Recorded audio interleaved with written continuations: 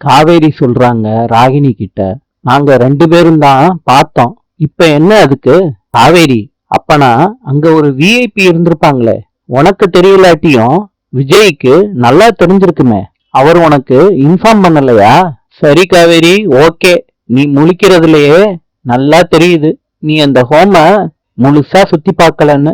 Don't worry Kaveri, அந்த VIP யாருன்னு நானே உனக்கு இன்ட்ரோடக்ஷன் பண்ணி வைக்கிறேன். அதுதான் நான் உனக்கு கொடுக்கிற பர்த்டே சர்ப்ரைஸ். என்ன காவேரி, போலாமா? இல்லாட்டி நான் இவ்வளவு சொல்லியும் உனக்கு பயமா இருக்கா?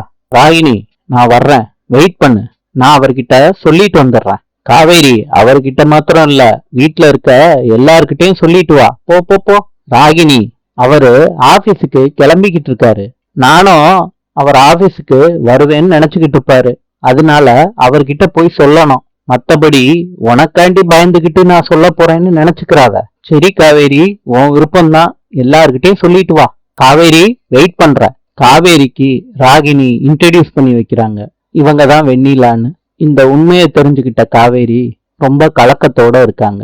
பக்கத்துல பசுபதியும் நிக்கிறாரு.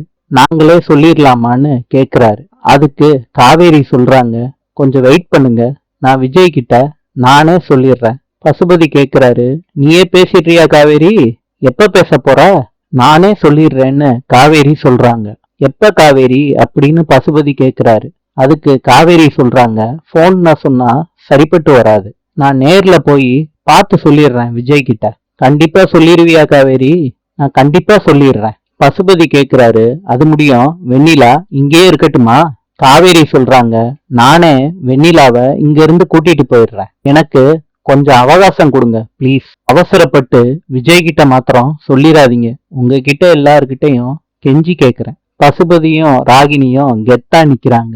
காவேரி கண்ணீரோட இருக்காங்க. நாளை சந்திப்போம்.